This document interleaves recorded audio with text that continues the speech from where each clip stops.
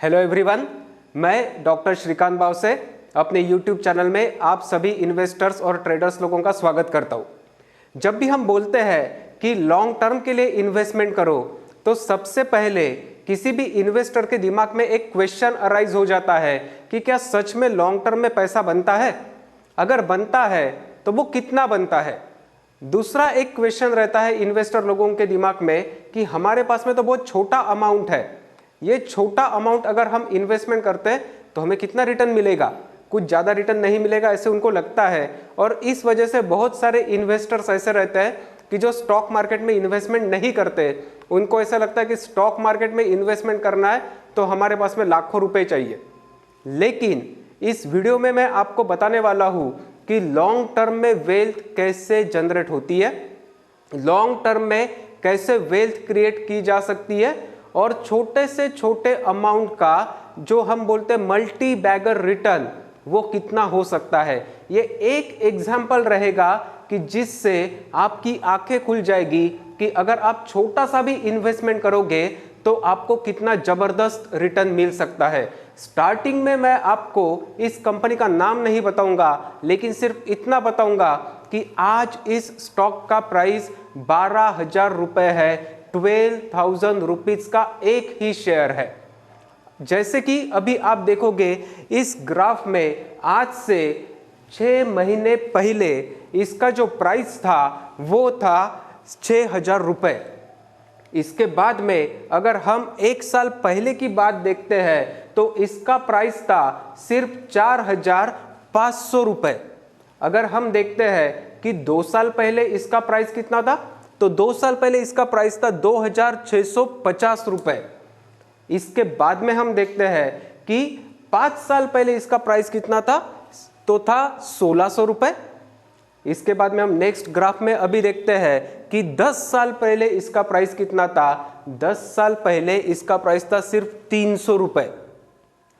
300 रुपए से 10 साल में इसका प्राइस गया है 12,000 रुपए। 10 साल पहले यानी 2011 में इसका प्राइस था 300 रुपए कि जो अभी चला गया है 12,000 रुपए।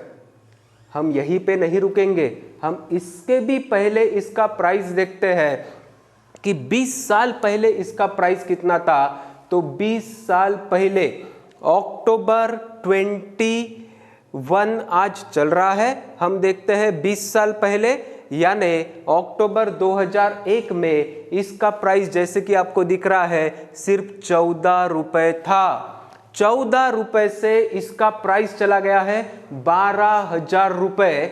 अभी आप सिंपल दिमाग में देखिए, कैलकुलेट कीजिए, मैं आपको कैलकुलेट करके बताता हूं। अगर आपने 2001 में इस कंपनी में सिर्फ 10,000 रुपए लगाए रहते थे, कितना बोल रहा हूं मैं, सिर्फ 10,000, 10,000 ओनली, तो अभी हम क्या करते हैं, सिंपल कैलकुलेशन है, 10,000 डिवाइडेड बाय 14 रुपीज। अगर हम 10,000 डिवाइडेड बाय 14 रुपीज करते हैं तो हमें कितने शेयर्स मिलते हैं, 714, 714 shares we are getting at the price of 14 rupees only. हमने अगर 10,000 रुपए लगाए रहते थे तो हमें 714 शेयर्स मिलते थे। कैन यू इमेजिन कि आज इनका वैल्यू कितना होता था? सिंपल कैलकुलेशन है, अभी हम करते 714 मल्टीप्लाइड बाय 12,000, तो इसका कैलकुलेशन आता है 85,68,000। कितना आ रहा है? 85,68,000। मुझे बताइए ऐसा कौन सा असेट है कि जो 10,000 रुपए के 85,68,000 20 साल में करके दे रहा है? अगर आप मुझे बताओगे कि कोई दूसरे असेट में होता है तो बेटा उसमें आपको इन्वेस्टमेंट भी उतनी लगती है, लेकिन आज आपके पास में 10,000 है, आपके घर में 20 साल पहले भी 10,000 रुपए थे, लेकिन आपको ये चीज़ पता नहीं थी कि लॉन्ग टर्म वेल्थ क्रिएशन कैसे होती है, या तो आपका विश्वास नहीं था तो इसलिए हमने इसमें इन्वेस्टमेंट नहीं किया होगा। आपको ये पक्का पता चल गया होगा कि 20 साल में सिर्फ 10,000 रुपए के 85,68,000 हुए हैं। Isn't it amazing guys?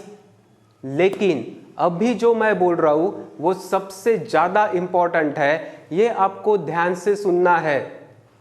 क्या होता है, हम स्टॉक मार्केट में आते हैं, स्टॉक मार्केट में आने के बाद में हमें ऐसे लगता है कि हमने कोई शेयर 14 रुपए का लिया, वो 20, 25, 28 रुपए हो गया, बेच दो।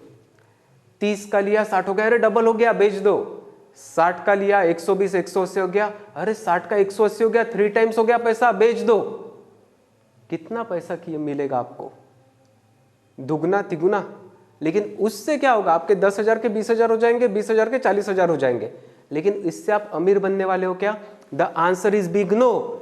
लेकिन वॉरेन बफेट साहब कहते हैं कि पेशेंस इज अ वर्च्यू। वो कहते हैं, सबने सुना है, मैंने भी सुना है, आपने भी सुना है, कोई नई बात नहीं है। लेकिन एक्चुअली वो वर्क कैसे करता है? तो ये ऐसे वर्क करता है, 10,000 रुपए लगाए थे किसी ने 2001 में इस कंपनी में, उसके हो गए 85,68,000। कब हुए? जब उसने 14 का 28 हुआ तो बेचा नहीं, जब 60 का 120 हुआ बेचा नहीं, जब 120 का 240 हुआ बेचा नहीं, जब 300 का 600 हुआ बेचा नहीं, जब 1000 हुआ, 2000 हुआ, 6000 हुआ, नहीं बेचा। बैठे रहे चुपचाप, शांति से, पेशेंस से बाय किया, होल्ड किया और फॉरगेट कर दिया। 20 साल तक के होल्ड किया, 10,000 के आज 85 लाख हो गए। एक बात आपको ध्यान में रखनी है, अगर आप कोई ग्रेट क्वालिटी स्टॉक खरीदते हो, उसके बाद में अगर वो स्टॉक बहुत अच्छा परफॉर्म कर रहा है, क्यों बेचना उसको?